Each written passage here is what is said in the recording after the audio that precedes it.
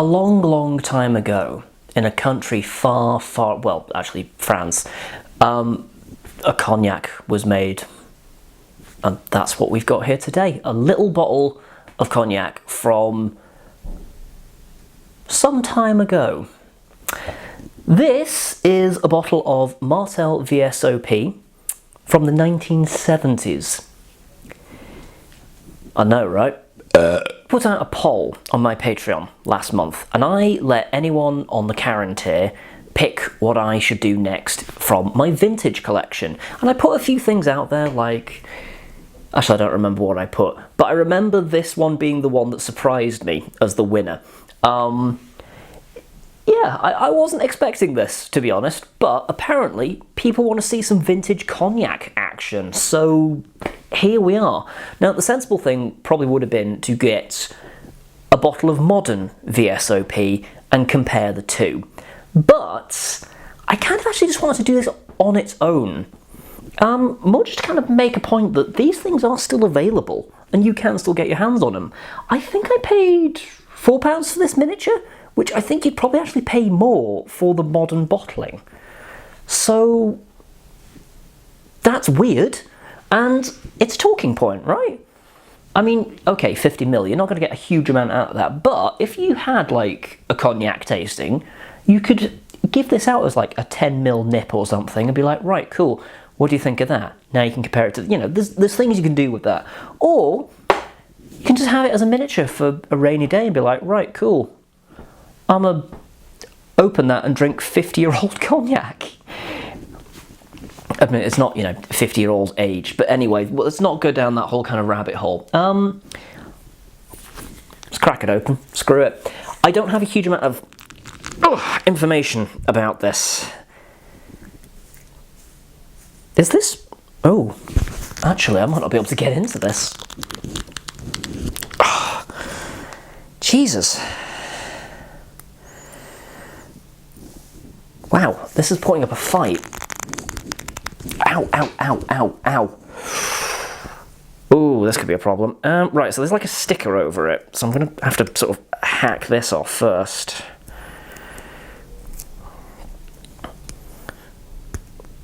Oh yeah, no, this is the problem.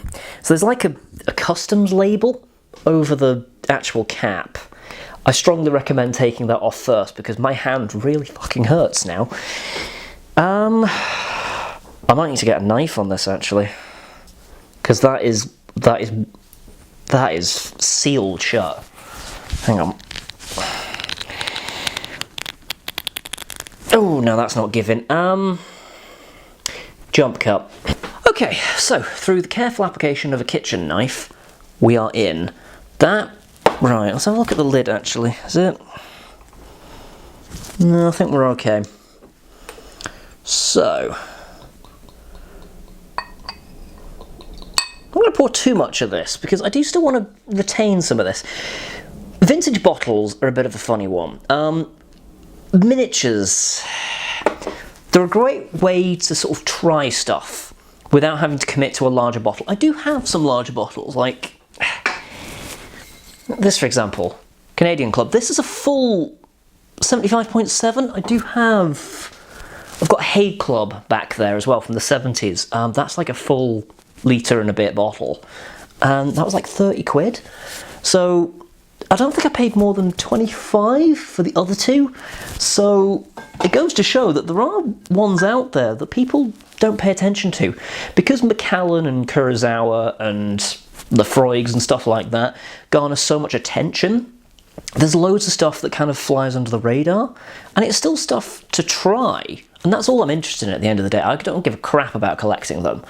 I mean, I've got a few bits and pieces that aren't open yet. If there's a rainy day, I might end up putting them back on auction. I don't know. In fact, you know, maybe it'll happen. But for now, I'm just kind of like, I want to try these. That's the point of this. So they're great for that. But also, you do still get old bottle effect with these. And it's a phenomenon where basically the spirit is aging in the bottle, but it's aging in a completely different way to how it would age in a cask. It's not picking up additional flavour from like wood, say for example, but it's difficult to explain. Essentially, the chemistry of the liquid inside is changing due to just the passage of time. Varying light levels, ambient temperature, all these things can factor in. You do as well, depending on how good the seal is or isn't, and the seal on this was excellent, you do get evaporation. So that can affect the ABV. There's all things to factor in. But I'm excited to see what old cognac is like. Unlike whiskey, cognac, I would argue, still doesn't have the kind of demand. So I don't think we're going to see as wild of a variance. I think we might see something relatively consistent, but here's the fun thing with cognac. There's variances, because there's grapes. There might be different grape varieties that used to be used in the 70s that aren't used anymore due to maybe they didn't have high enough yields, maybe there's better crops that they discovered, maybe they were having a bad harvest, maybe pests have since come and gobbled them all up. So we don't know fully what sort of the chemistry and the makeup of this. If I did enough research on Google Scholar and everything, I could probably find it out. But there's a bit of an excitement and adventure to going in blind. So that's what we're going to do. I'm not going to do anything to this other than nose it and taste it neat. You can have it with water. You can have it with hot water. You can have it with tonic. Because of the age of it, I don't really want to mess with it too much. And that's something I've done with old and rare bottlings in the past. I've added water to them, and it's more often than not a bad idea. Speaking from personal experience, because they're delicate. You know, they're elderly liquids, and they've been settled. You know, they've been in their environment for a long time. And I know I'm personifying an alcoholic beverage at this point, but you know, they've been sat there for a long time, and they've gotten used to their habits, and they've gotten used to their particular way of life, sitting in a bottle doing fuck all, and then all of a sudden you drop a load of water, and it's like, oh my god, what the hell's happening? It can be, you know, something of a shock to, again, I know, personifying, but it's putting it in terms that is easy to understand.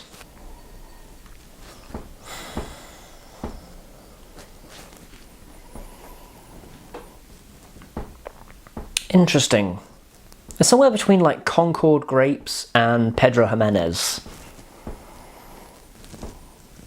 It's a little bit musty, old books.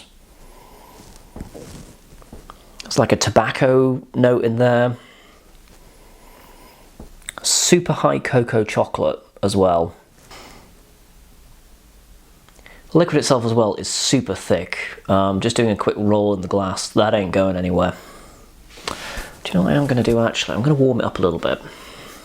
It's because it's been sat on quite a cold shelf.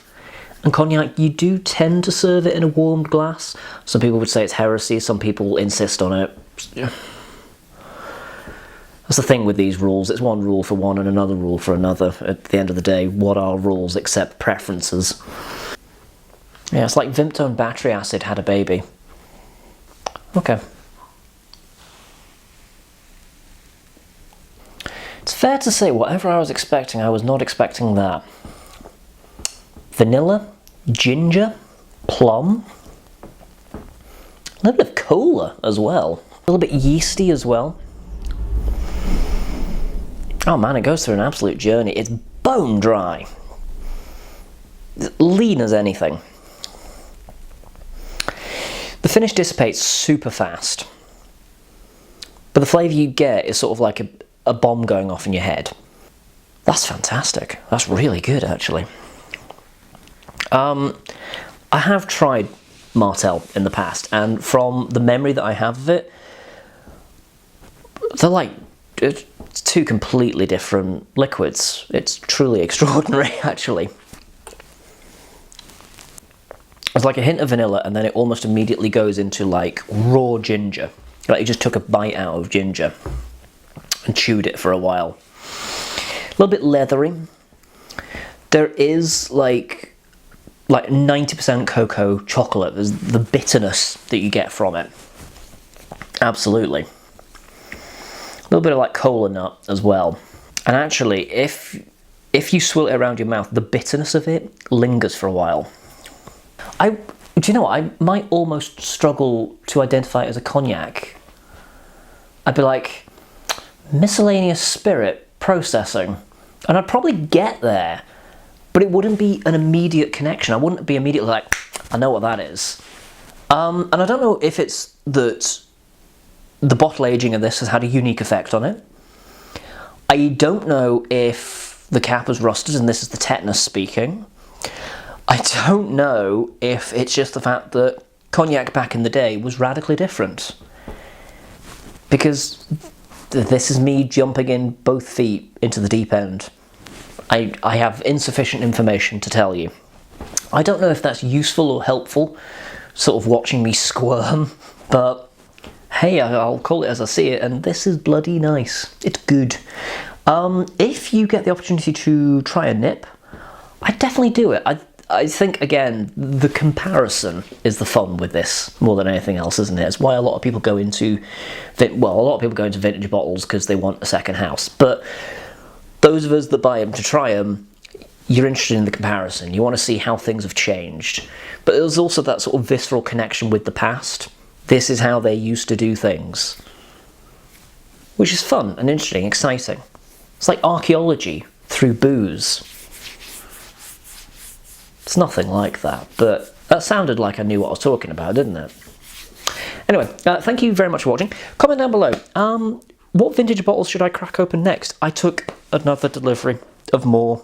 I've got a couple of Crawfords and some other bits and pieces. I might show them off on Instagram or something at some point. Thank you very much for my patrons to suggesting this. This probably wouldn't have been a bottle that I would have gotten around to anytime soon had it not been brought forward, so good choice, actually. You picked well. If you're interested in supporting the channel, or if you're interested in sort of shaping and moulding the things that I do, there'll be links down below to my Patreon. There's 3 tiers, and you get advancing perks depending on which tier it is that you go for. For now, though, I will say thank you very much for watching, and do join me next time where I'll be drinking something else.